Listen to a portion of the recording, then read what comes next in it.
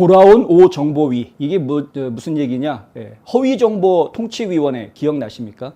Disinformation Governance Board 해가지고요. 원래 국토안보부 산하로 만들려고 했는데 반발이 엄청나게 일어나니까 그걸 취소했죠. 결국에는 한 달 만에. 그 정부가 직접 민간인들의 이런 여러 가지 소셜미디어라든가 이런 여러 가지 발언의 자유를 다 구속할 수 있는 캔슬 컬처, 취소 문화에 정부 조직이 앞장서는 이런 형태가 되는 것이기 때문에 이 오정보위라는 것은 굉장히 위험하다라는 말씀을 여러 차례 드렸습니다. 이것이 그러니까 가이드라인이죠. 지침을 내놓으면 그 지침에 따라서 일선 민간 기업들이 검열을 하게 된다. 뭐 이렇게 되는 것인데요. 그 검열에 대한 지침을 내려놓은 정부가 내려주는 이런 것이 바로 지금 오정보위의 역할이 되게 되는데 국토안보부에서 하지 못하게 했더니 결국에는 그걸 갖다가 국방부에서 하려고 국방부 쪽으로 좀 끌어당겼었죠. 근데 그것에 대해서도 지적하고 반대가 좀 많이 나왔었습니다. 그러니까 좀 꼬리를 좀 내렸었는데 이제는 아예 대놓고 오늘 백악관 공식 홈페이지에다가 오피스 오브 더 내셔널 사이버 디렉터 해가지고 새로운 사이버 국장, 백악관에 있는 국가 사이버 국장으로 이 사람을 임명한다. 까밀 스튜어트 글로스터를 임명하겠다라고 정식으로 발표를 했습니다. 근데 이 글로스터는 어떤 인물이냐? 전에 구글에서 이러한 그 검열을 담당하고 있었던 인물이다라는 것이죠. 구글 플레이에서 보안 정책 책임자로 있었다고 하고요. 구글 안드로이드에서는 보안, 개인정보 보호, 선거 청렴성, 그리고 허위 정보 및 오정보 팀을 이끌었다고 합니다. 그러니까 이랬던 인물을 지금 백악관에서 채용해가지고 사이버 국장으로 놓겠다. 결국 사이버 국장이 하는 역할이 뭐겠습니까? 여기서 결국에는 민간 기업들한테 가이드라인을 제시를 하는 거죠. 이런 거는 안 된다. 예를 들어서 우리가 2020년에 헌터 바이든 노트북 같은 거를 예를 들어서 생각할 수 있겠습니다. 그러니까 헌터 바이든 노트북이 나와가지고 뉴욕 포스트에서 특종으로 기사를 딱 때렸는데 트위터에서 이거는 가짜 정보다 그래가지고 막아버렸죠. 그 이후에 페이스북도 막아버렸고 모든 언론들이 다 기사를 안 썼습니다. 주류 언론들은 아예 무시해버렸고요. 그러니까 이러한 식의 움직임을 과거에는 빅테크 회사들이 위주가 돼가지고 움직여왔던 것인데 이제는 정부에서 특히 이제 대놓고 백악관에서 지침을 하달하겠다라는 그런 이야기인 거죠. 여기에 보면은 무슨 사이버 디렉터 for technology and ecosystem security 안보 생태계와 그다음에 기술에 대한 사이버 국장 대표리 사이버 국장이니까 이제 부국장을 맡기겠다 뭐 이렇게 된 것 같은데 그런데 실질적으로 이 사람이 구글에서 했던 역할을 보면 결국에는 검열하는 가이드라인 지침을 각 빅테크 회사들한테 하달을 하고 또 언론사들한테 하달을 하고 결국에는 언론사나 이 빅테크 회사들이 그 기준에 맞추어서 본격적인 컨텐츠 검열을 하게 될 가능성이 지금 매우 높아져 있는 상황이다. 이거 지금 문제가 아닐 수 없습니다. 그래서 이 발표가 나오자마자 조시 할리 연방 상원의원이 이거 말도 안 되는 짓이다라고 성명을 내놓았는데요. 오늘 아침에 이런 말을 합니다. 바이든 행정부가 사이버국을 운영하기 위해 또 다른 빅테크 경영진이자 사회정의 전사를 사회정의라고 이야기하는 이 단어에 굉장히 좌파 색깔이 짙게 깔려져 있죠.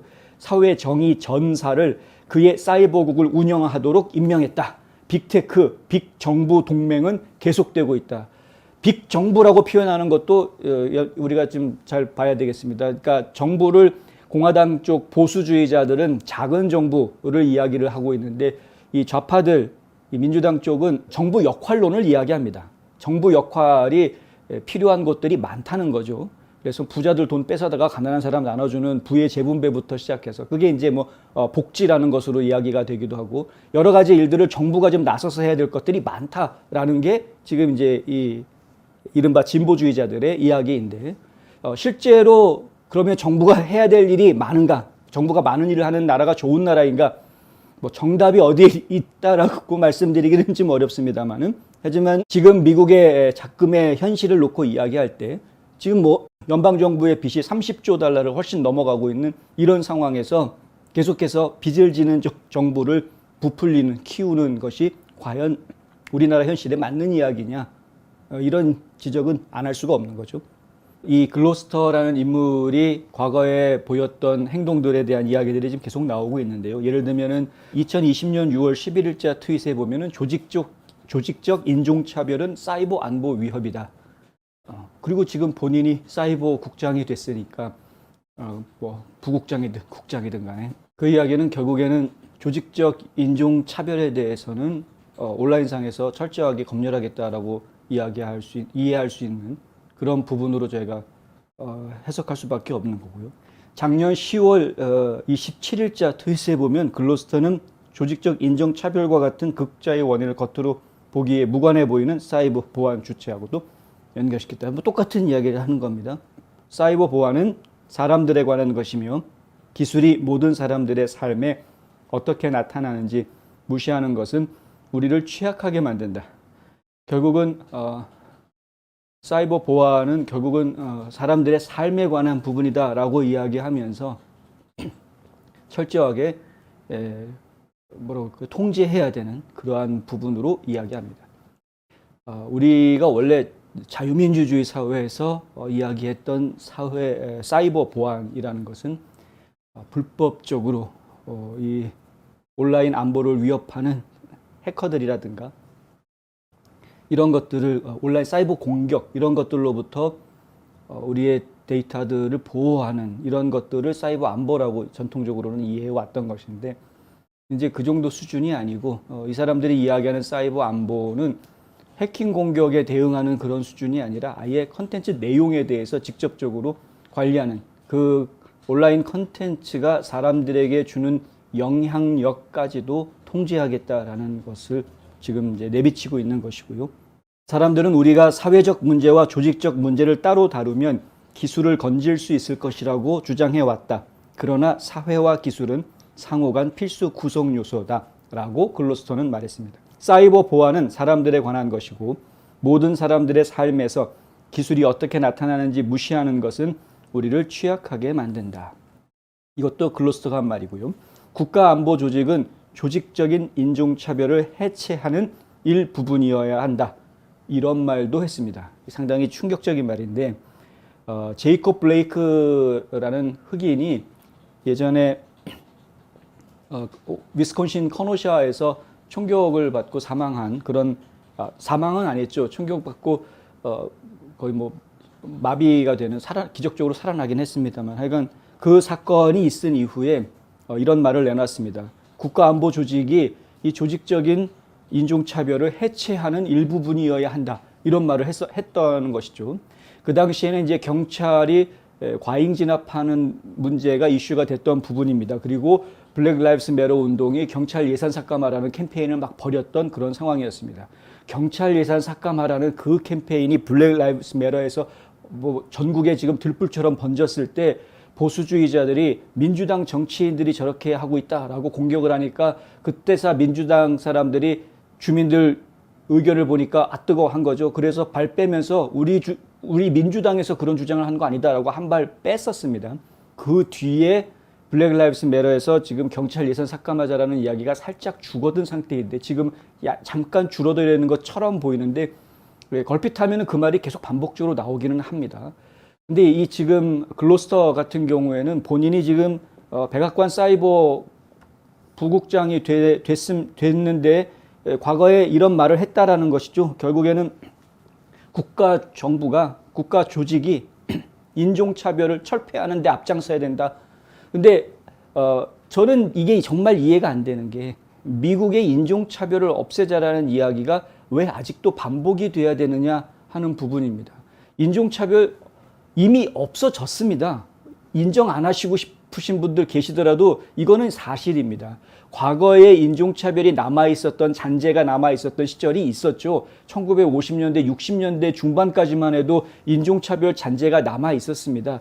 그것이 이제 여러 가지 형태로 인종차별들을 했었는데 대놓고 분리하는 학교에도 가면은 백인반, 흑인반 따로 있는 이런 분리하던 그런 시절은 이미 옛날에 다 지나가지 않았습니까? 그리고 그 마지막 남아 있었던 것이 투표권이었는데 투표권에 대해서도 64년인가요? 투표권법이 만들어지면서 거기에 대한 차별도 지금 다 철폐가 되어져 있는, 연방법에도 차별금지법이라는 게 만들어져 있고 각 주마다 차별금지법들이 다 만들어져 있는 이런 상황입니다.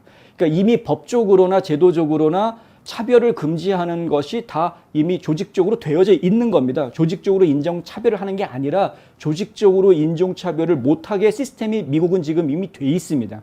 이미 그렇게 돼 있음에도 불구하고 아직까지도 계속해서, 특히 최근에 들어서 계속해서 인종차별 이야기를 들고 나오고 인종정의를 부르짖는, 사회 정의를 부르짖는 이러한 일들이 나오는 것은 이건 지극히 잘못된 생각에서 출발한 것이다. 근데 그 시작을 누가 했느냐? 사실 뉴욕타임즈가 시작을 했죠. 1619 프로젝트부터 시작이 됐던 것이고, 그것이 지금 이미 학교에서는 정설인 것처럼 다 퍼져서 마치 이 나라가 인종차별의 국가인 것으로 학생들한테 가르쳐 줘 왔던 겁니다. 상당히 오랜 시간 동안. 지금 어린아이들, 지금 이제 뭐 중고등학교에서 대학에 다니고 있는, 대학을 졸업해서 직장 생활하고 있는 30대까지만 해도 상당히 많은 젊은이들이 미국은 인종차별을 뭐 예전부터 당연히 해왔고 지금도 계속 인종차별하고 있는 국가로 생각을 하고 있습니다.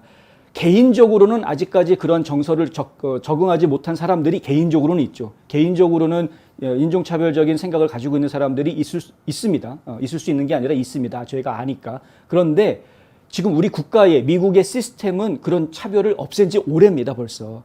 근데 아직까지도 이런 조직적인 차별이 남아있다라고 계속 주장하고 있는 그 주장 자체가 근거가 없고 잘못된 주장인데, 그런 주장을 가지고 있는 사람들이 지금 백악관을 이렇게 들어가가지고 사이버 안보 보안 뭐 책임자가 되겠다 이렇게 하기 때문에 지금 저희는 굉장히 걱정된다. 이렇게 되는 것이죠. 이 역할을, 이 국가 사이버 국장실이라는 역할은 미국의 사이버 보안 정책 강화를 목표로 해서 2021년에 생긴 겁니다. 바이든이 만든 겁니다. 국장실의 첫 임용은 마이크로소프트하고 CIA 요원들이 이 국장실에서 일을 하기 시작을 했고요. 이 역할에 오정보 전문가를 고용했다라는 것은 국가안보국을 국내 정치적 목표로 활용하려는 바이든 행정부의 흐름과 맞물려 있다. 이것이 바로 지금 저스트 뉴스에서 분석하고 있는 부분입니다. 그러니까 왜 오정보 전문가를 여기다가 끌어들였느냐? 사이버 안보라는 것은 원래 예전부터 필요하다는 거 우리가 다 알고 있는데, 랜섬웨어 공격받아가지고 난리 나는 일이 한두 번이 아니니까. 그리고 선거를 안전하게 치르기 위해서는 사이버 보안이라는 게 중요하다는 거 우리는 이해하고 있는데, 하지만 그런 이름에 걸맞는 진짜 사이버 안보를 하려고 사이버 안보국을 운영한다기보다는 이렇게 오정보 전문가, 검열 전문가를 갖다가 영입해 오는 것은 결국에는 허위정보통치위원회의 또 다른 버전일 뿐이다. 글로스터는 이미 조직적 인종차별이라는 당파적인 개념이 미국 국가안보의 관심사가 되어야 한다고 말했던 인물이기 때문에 그녀가 어떻게 앞으로 활동하게 될지는 뻔히 보인다라는 이야기입니다. 앞으로 빅테크의 검열이 더 강화될 것이다. 저희가 상당히 염려되어서 이 소식을 전해드렸고요. 계속 기도해 주시기 바랍니다.